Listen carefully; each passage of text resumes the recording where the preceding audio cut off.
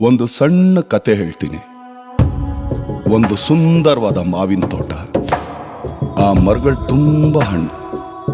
ಆ ತೋಟನ ದಾಟು ಹೋಗ್ತಾ ಇರೋ ಕಣ್ಣು ಹಣ್ಣು ಮೇಲೆ ಬೀಳುತ್ತೆ. ಕಣ್ಣು ಹಣ್ಣತ್ರ ಹೋಗೋಕ್ಕಾಗದೆ ಅವನ ಕಾಲು ಹೋಗುತ್ತೆ. ಕಾಲು ಹಣ್ಣ ಕೀಳೋಕ್ಕಾಗದೆ ಅವನ ಕೈ ಕೀಳುತ್ತೆ. ಕಿತ್ತಿರೋ ಕೈ ಹಣ್ಣ ತಿನ್ನೋಕ್ಕಾಗದೆ ಅವನ ಬಾಯಿ ಸೇರುತ್ತೆ. ಬಾಯಲ್ಲಿರೋ ಹಣ್ಣು ಅವನ ಹೊಟ್ಟೆಗೆ ಸೇರುತ್ತೆ. ಅಷ್ಟರಲ್ಲಿ ಆ ತೋಟದ ಮಾಲಿ ನೋಡ್ದ. ಹಣ್ಣು ತಿಂದವನ ಬೆನ್ನು ಮೂಳೆ ಮುರ್ದ. ತಪ್ಪೆ ಮಾಡದೇ ಇರೋ ಅವನ ಬೆನ್ನು ಏಟು ತಿನ್ನುತ್ತೆ. ಏಟು ತಿಂದ ತಕ್ಷಣ ಹಣ್ಣು ನೋಡಿರೋ ಅವನ ಕಣ್ಣಲ್ಲಿ ನೀರು ಬರುತ್ತೆ. ಇದನ್ನೇ ಕರ್ಮ ಅನ್ನೋದು.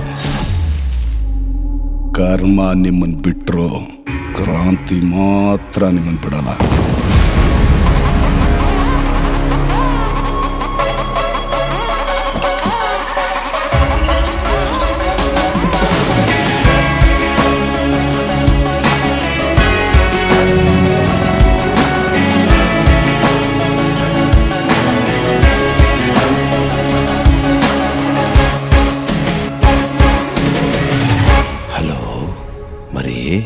ಕ್ರಾಂತಿ,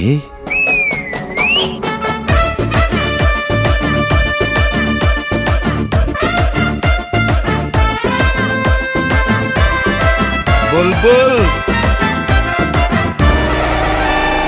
ಸುಳ್ಳು ಸೂಟ್ ಹಾಕೊಂಡು ಓಡಾಡ್ತಾ ಇದ್ರೆ ಸತ್ಯ ತುಂಡು ಬಟ್ಟೆ ಇಲ್ಲದೆ ಬಚ್ಚಲ್ ಮನೇಲಿದೆ. ಆ ಒಬ್ಬ ಯಾವಾಗ ಬರ್ತಾನೆ?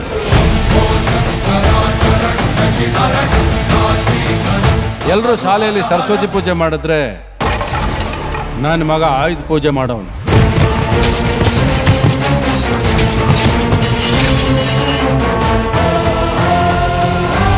ಲಂಗೋಟಿ ಹತ್ರ ಮರ್ಯಾದೆ ಬಗ್ಗೆ ಭಾಷಣ ಮಾಡಬಾರದು. ಕಸಾಯಿ ಹತ್ರ ಲೆಕ್ಕದ ಬಗ್ಗೆ ಚರ್ಚೆ ಮಾಡಬಾರದು. ರಾಜಕೀಯ ನಿನಗೆ ಗೊತ್ತಿಲ್ಲ. ಆಕಾಶದಲ್ಲಿರೋ ನಕ್ಷತ್ರ, ಸಮುದ್ರದಲ್ಲಿರೋ ಮೀನು, ನನ್ನ ಜೊತೆ ಇರೋ ಜನ ಯಾವತ್ತೂ ಬದಲಾಗಲ್ಲ. ತಪ್ಪು ಮಾಡಿ ಸಾಧಕಂತರ ಮಾತಾಡ್ತಾ ಇದ್ದೀರಾ. ಗೆಲ್ಲೋಕಾಗ್ದಿರೋ ಯುದ್ಧ ಮಾಡ್ತಿದ್ದೀರಾ ಅಂತ ನಿಮ್ಗನ್ಸಿಲ್ವಾ? ನನ್ನ ಮುಂದೆ ಒಂದು ಗುಂಪಿದೆ. ನನ್ನ ಕಾಯೋಕೆ